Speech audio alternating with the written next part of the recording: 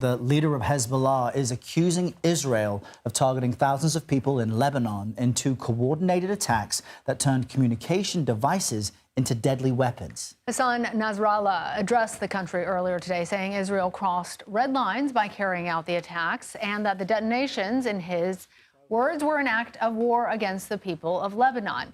He then vowed that Hezbollah's operations in Lebanon will not stop until the war in Gaza ends. Now, on Tuesday, pagers in the hand of alleged Hezbollah operatives exploded almost simultaneously. It killed 12 people, it injured thousands. And yesterday, Lebanon's health ministry says 20 people were killed and nearly 500 wounded after walkie-talkies exploded. Moments before Nasrallah's address, Israel launched a new wave of airstrikes against Hezbollah targets in Lebanon.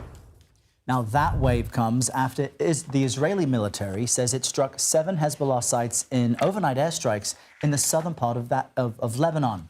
They say the locations were, quote, terrorist infrastructure sites and one weapons storage facility.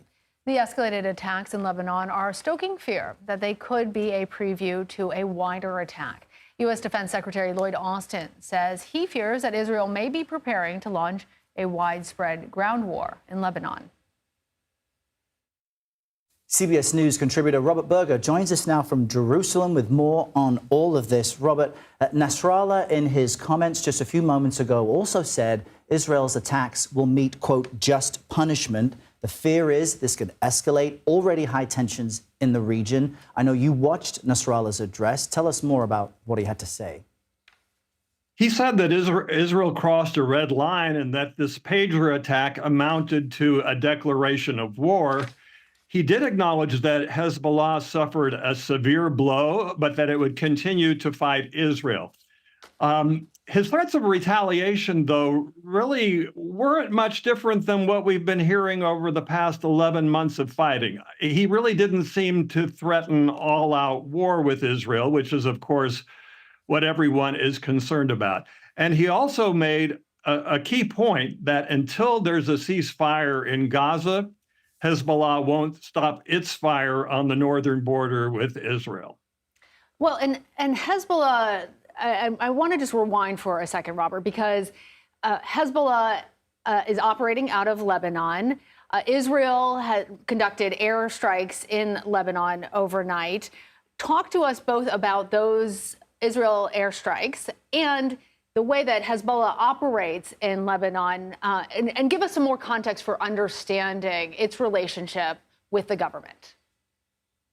Okay, well, Hezbollah is really a state within a state in Lebanon.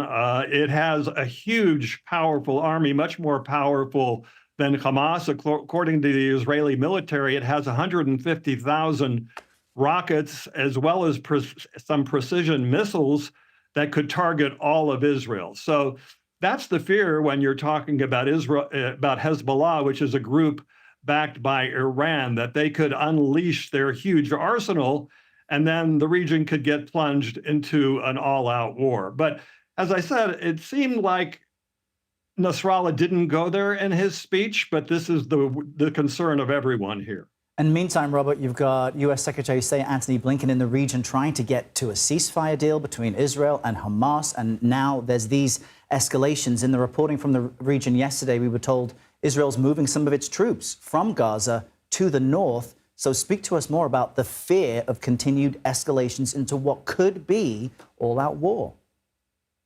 Yeah, the defense minister actually said that Israel is entering a new phase of the war and that the focus is moving from the south in Gaza, where we've seen fighting for the past 11 months, and moving to the north. And we have seen troop movements in that direction. We've seen tanks and armored personnel carriers going there. A top commando unit has been moved to the north. Now, the question everyone is asking is if this pager attack, the explosion of 3,000 pagers in Lebanon, if that is just the opening round of a full-scale Israeli assault on Lebanon, or simply a warning to Hezbollah to stop while there's still time.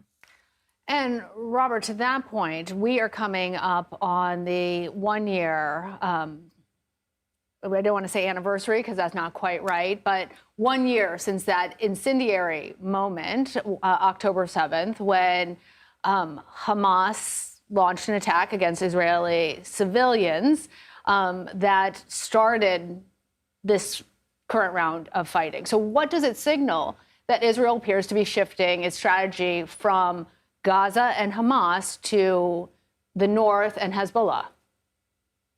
Yeah, after 11 months of fighting, I mean, to be honest, there doesn't seem to be any end in sight. The focus is now turning toward Lebanon, even though the Gaza war is nowhere near finished. You have daily clashes there between Israeli forces and Hamas.